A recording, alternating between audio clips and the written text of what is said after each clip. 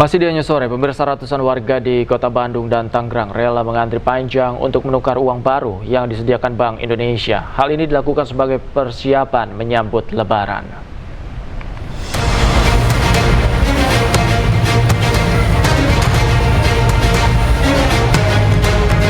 Ratusan warga mengantre menukarkan uang baru di Gor Saparua, Kota Bandung, Jawa Barat. Syarat utamanya, warga harus terlebih dahulu mendaftar secara online lewat aplikasi penukaran uang baru di situs Bank Indonesia. Jumlah penukaran uang baru setiap warga dibatasi, yaitu maksimal Rp5.300.000. Uang itu sesuatu yang menyenangkan, tambah menyenangkan ketika akan menghadapi Lebaran dan untuk menyenangkan saudara juga, karena uangnya baru, jarang juga gitu. Ini akan dibagikan kapan, Bu? Ke siapa aja, Bu? Ini banyaknya dibagiin ke saudara pas ketika hari Lebaran. Sementara itu di Tangerang, Banten, ratusan warga antre untuk menukar uang baru di mobil kas keliling Bank Indonesia yang berada di halaman Masjid Raya Al-Azom. Penukaran uang dibatasi hingga Rp2,8 juta untuk pecahan Rp20.000 ke bawah. Sedangkan untuk pecahan Rp50.000 dibatasi hingga Rp5,3 juta. Penukaran uang baru lewat mobil kas keliling milik Bank Indonesia ini dilakukan secara serentak di seluruh Indonesia. Tim Liputan iNews melaporkan. Pemerintah melalui Kementerian Ketenagakerjaan memastikan tunjangan Hari Raya atau THR bagi para pekerja khususnya di sektor swasta dapat dibayarkan tepat waktu menjelang Hari Raya Idul Fitri. Hal ini sesuai ketentuan yang berlaku bahwa THR wajib dibayarkan paling lambat 7 hari sebelum Hari Raya atau H-7 Lebaran. Kalau secara wajibnya kan memang H-7. Nanti kita tunggu, kita sedang koordinasi dengan Kementerian Setnek, nanti diumumkan secara bersama nanti. Ya. Apakah ada pelaku usaha yang menyatakan keberatan itu Pak peminta? Iya, proses terus ya. Jadi artinya regulasi kan sudah ada. Kemudian nanti kita akan ada mekanisme untuk mengingatkan kembali. Bisa jadi juga Pak Presiden nanti akan mengingatkan. Kemudian kami di sini akan mendirikan posko THR dan semua dinas kota, kabupaten, provinsi juga kita minta memiliki posko THR.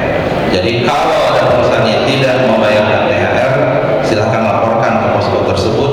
Maka kemudian sesudah itu pengawas akan menindaklanjuti pengaduan tersebut.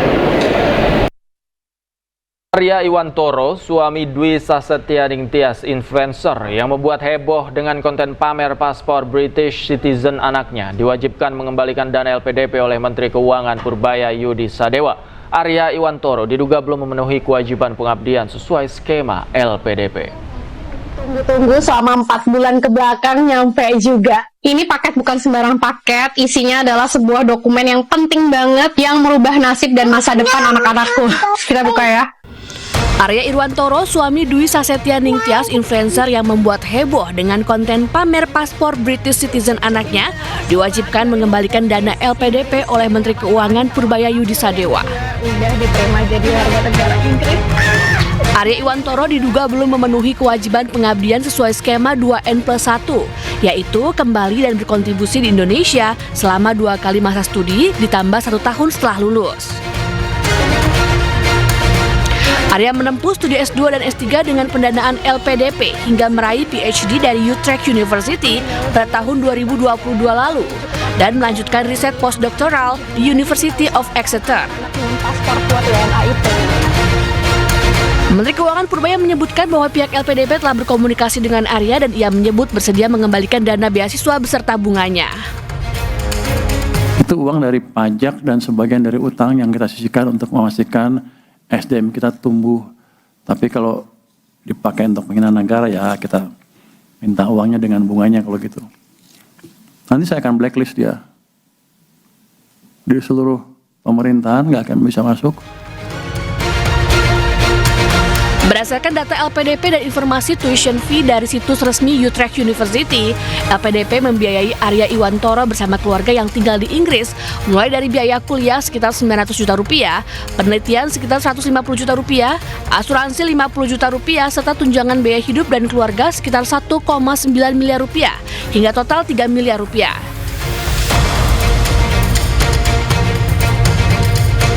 Sementara untuk biaya S3, biaya kuliah Rp0 karena dibiayai universitas. Penelitian sekitar 300 juta rupiah, asuransi 4 tahun sekitar 100 juta rupiah, tunjangan dan biaya hidup sekitar 4,3 miliar rupiah, sehingga total 4,7 miliar rupiah. Jadi total keseluruhan 7,7 miliar rupiah. I know the world seems unfair, tapi cukup aku aja yang WNI, anak-anakku jangan. Kita usahakan anak-anak dengan paspor kuat WNA itu. Let's go. Usai viral di media sosial, Sasetya Ningtyas pun mengunggah tulisan permohonan maaf. Yang menyebut video tersebut dibuat sebagai bentuk rasa kecewa dan frustasi sebagai WNI terhadap kondisi Indonesia. Tim Liputan, iNews melaporkan.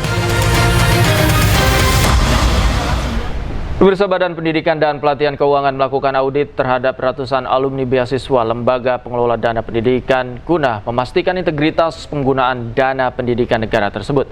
Hingga kini tercatat 44 orang teridentifikasi melanggar kewajiban untuk kembali dan mengabdi di Indonesia.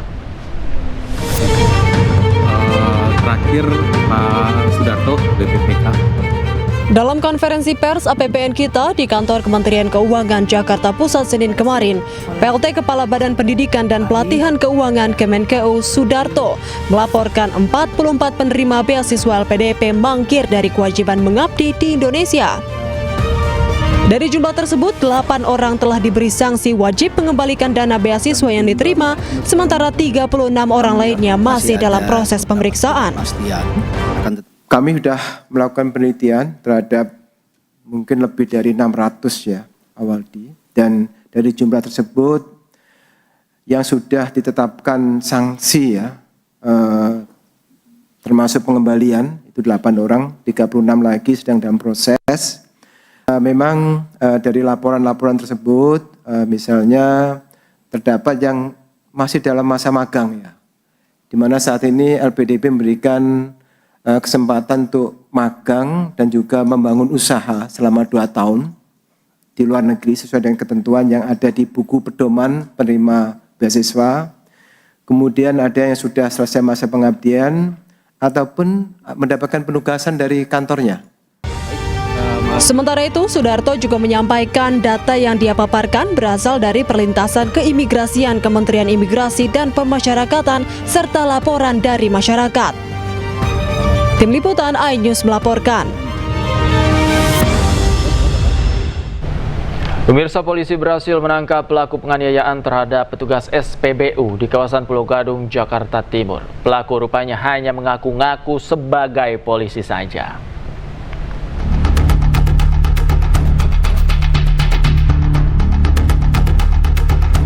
Polres Metro Jakarta Timur menangkap pelaku penganiayaan sejumlah petugas SPBU di Jalan Bekasi Timur Raya, Cipinang, Jakarta Timur.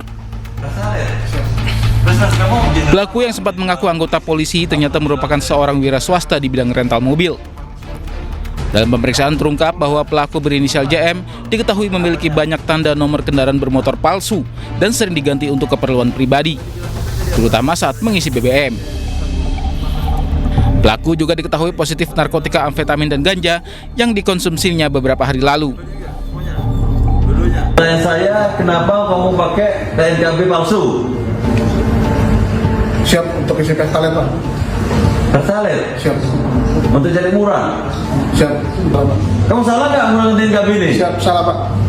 Sesuai nggak dengan peruntukannya? Tidak sesuai, Pak. Sebelumnya pelaku menganiaya 3 petugas SPBU setelah ditolak mengisi BBM Pertalite. Akibat penganiayaan tersebut, korban alami luka di wajah hingga membuat laporan ke polisi.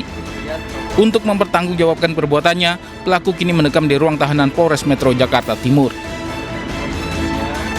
Dari Jakarta, Rio Manik, iNews melaporkan.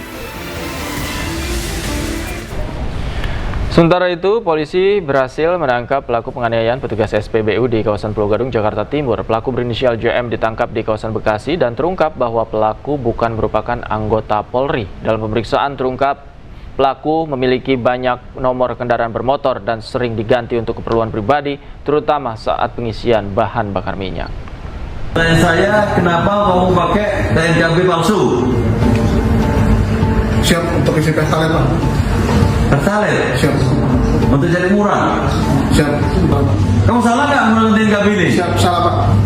Sesuai nggak dengan peruntukannya? Tidak sesuai, Pak. Terus kamu kenapa tadi kamu lakukan penganiayaan kepada pegawai itu? Karena ditarik duluan, Pak. Hah? Ditarik duluan, Pak. Ditarik apanya?